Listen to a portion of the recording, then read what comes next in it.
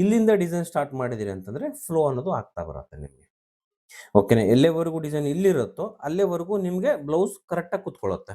Design ಈ ಲೈನಿಂದ ಹೊರಗಡೆ ಹೋಯಿತು ಅಂತಂದ್ರೆ ಬ್ಲೌಸ್ ಕಂಪ್ಲೀಟ್ಲಿ ಹಾಳಾಗ್ಬಿಡುತ್ತೆ, ಕರೆಕ್ಟಾಗಿ ಕುತ್ಕೊಳ್ಳೋದಲ್ಲ. ಮತ್ತು ಇವೆರಡೂ ಸೆಂಟರ್ಗೆ ನಿಮ್ಗೆ ಒಂದು ಡಾಟ್ ಅಂತಕ್ಕಂಥದ್ದು ಬರುತ್ತೆ. ಡಾಟ್ ಎಷ್ಟು ಹಿಡಿಬೇಕು ಅಂದರೆ ಇವರ ಫುಲ್ ಬಸ್ಟ್ ಎಷ್ಟಿದೆ ಅದರ 10ನೇ ಒಂದು ಭಾಗಕ್ಕೆ ನಾವು ಡಾಟನ್ನು ಹಿಡಿಬೇಕಾಗತ್ತೆ, ಫ್ರಂಟ್ ಆಗಲಿ ಬ್ಯಾಕ್ ಆಗಲಿ. ಓಕೆನಾ, ಶೋಲ್ಡರ್ ಸ್ಲೋಪ್ ಅಂತಕ್ಕಂಥದ್ದು ಕಂಪಲ್ಸರಿ ಬೇಕು. ಶೋಲ್ಡರ್ ಸ್ಲೋಪ್ನ ನೀವು ಎಲ್ಲಿ ಕೊಡ್ತೀರಿ, ಇಲ್ಲಿ ಕೊಡ್ತೀರಾ ಅನ್ನೋದ್ರ ಮೇಲೆ ಡಿಪೆಂಡ್. ಇಲ್ಲಿ ನಮ್ಗೆ ರೆಡಿ ಬರುತ್ತಲ್ವ, ನಾವೇನು ಮಾಡ್ತೀವಿ, ರೆಡಿ ಬರುತ್ತೆ ಅಂದರೆ ಇಲ್ಲಿಂದ ಒಂದು 1/2 ಇಂಚು ಶೋಲ್ಡರನ್ನು ಮೇಲೆ ತಗೊಳ್ಳಿ.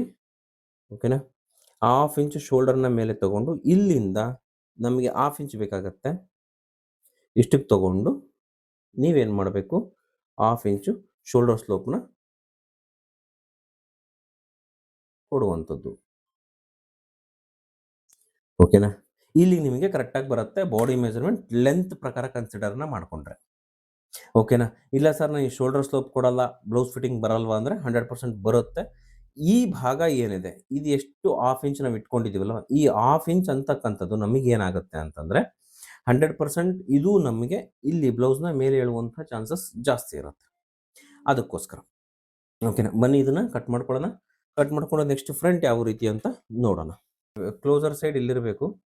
ಓಕೆನಾ, ಎರಡೂ ಕ್ಲೋಸ್ ಆಗಿರುತ್ತೆ, ಫೋಲ್ಡೆಡ್ ಇರುತ್ತೆ. ಸೊ ಅದಲ್ಲಿರಬೇಕು. ಅದಾದ ನಂತರ ನಾವು ಈ ರೀತಿ ಇದನ್ನು ಲೇಔಟ್ನ ಮಾಡ್ಕೊಂಡಿದ್ದೀವಿ. ಓಕೆನಾ, ಇದು ಒಂದು ಎಕ್ಸಸ್ ನಮಗೆ ಎಷ್ಟಕ್ಕೆ ಬರುತ್ತೋ ಅಷ್ಟಕ್ಕೆ ಬರಲಿ, ಪಟ್ಟಿ ಗಿಟ್ಟಿ ಏನು ಬೇಕಾಗೋದಿಲ್ಲ.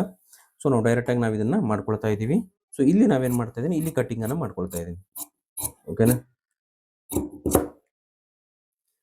ಅದಾದ ನಂತರ ಇದನ್ನು ಸ್ಲೀವ್ಸ್ ಯಾವ ರೀತಿ ಇದೆ ಶೇಪ್ ಆಮೇಲೆ ಕೊಡೋಣ. ಫಸ್ಟ್ ಇದನ್ನು ಒಂದು ನಿಮಿಷ, ಕಟ್ ಆಗೋಗಿದೆ. ಸ್ಲೀವ್ಸ್ನ ಬಿಡಿ, ಬೇಕಿದ್ರೆ 8.8. ವೀಕ್ಷಕರೇ, ನಾವೇನು ಮಾಡ್ತಾ ಇದ್ದೀವಿ, ಇಲ್ಲಿ ಕಟ್ಟಿಂಗನ್ನು ಮಾಡ್ಕೊಂಡಿದ್ದೀವಲ್ಲ, ಇದಿಷ್ಟು ಕಟ್ ಮಾಡಿ ತೆಗಿತಾ ಇದ್ದೀನಿ ನಾನು, ಜಸ್ಟ್ ಫ್ರಂಟ್ ಇದಕ್ಕೋಸ್ಕರ. ಈಗೇನಿದೆ ಇದು ನಮಗೆ ಶೋಲ್ಡರ್ ಪಾಯಿಂಟ್ ಇಲ್ಲಿಗೆ ನಮಗೆ ರೆಡಿ ಬರುತ್ತೆ.